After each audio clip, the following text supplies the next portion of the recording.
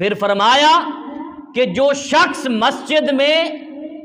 آتا ہے اور مسجد میں اس کا دل لگا رہتا ہے اس کی فضیلت میں فرمایا، اب آپ دیکھیں نا، ہمارا دن بھر کا معمول ہوتا ہے، صبح جب ہم گھر سے نکلتے ہیں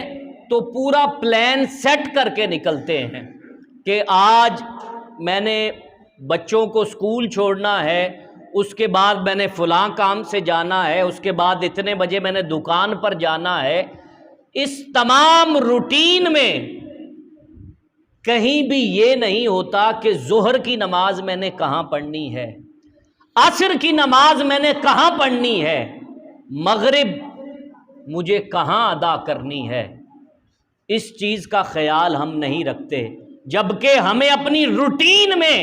یہ چیز بھی داخل کرنی چاہیے کہ اپنے دیگر کاموں میں اپنی نمازوں کا بھی خاص بندوبست کرنا چاہیے۔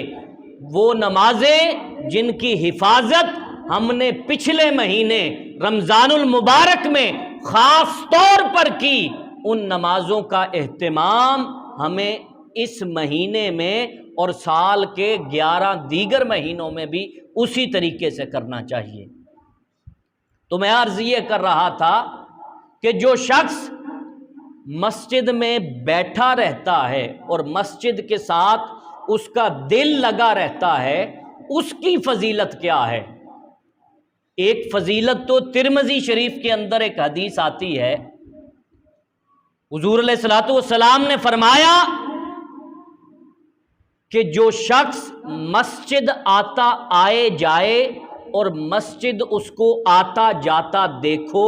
حضور نے فرمایا کہ اس شخص کی ایمان کی گواہی دو۔ مبارکباد کے مستحق ہیں ہمارے بزرگ جو کثرت کے ساتھ مساجد آتے جاتے ہیں، ہر نماز کو اہتمام کے ساتھ مسجد میں جو آ کر ادا کرتے ہیں،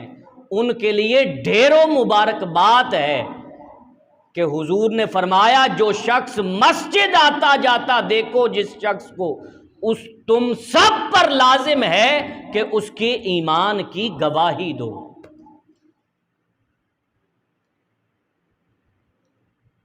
تو جو شخص مسجد میں بیٹھا رہتا ہے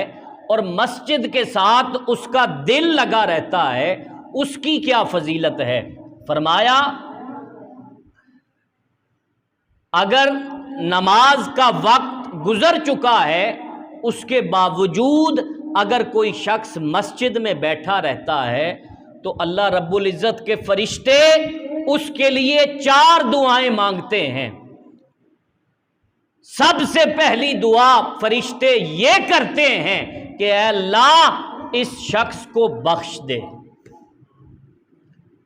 جو نماز ہو جانے کے باوجود مسجد میں بیٹھا ہوا ہے اور اس کا دل مسجد کے ساتھ لگا ہوا ہے، اے اللہ اس کی مغفرت فرما دے۔ دوسری دعا فرشتے یہ مانگتے ہیں کہ اے اللہ اس کی توبہ کو قبول فرما لے۔ تیسری دعا فرشتے اس کے لیے یہ مانگتے ہیں کہ اے اللہ اس کو جو بھی مشکل زندگی میں پڑے اس کو حل فرما دے۔ اور چوتھی دعا جو بہت بڑی فضیلت ہے وہ یہ ہوتی ہے کہ فرشتے کہتے ہیں اے اللہ تو اس پر سلامتی بھیج، اس امتی پر درود بھیج جو نماز کے گزر جانے کے باوجود مسجد میں بیٹھا ہوا ہے۔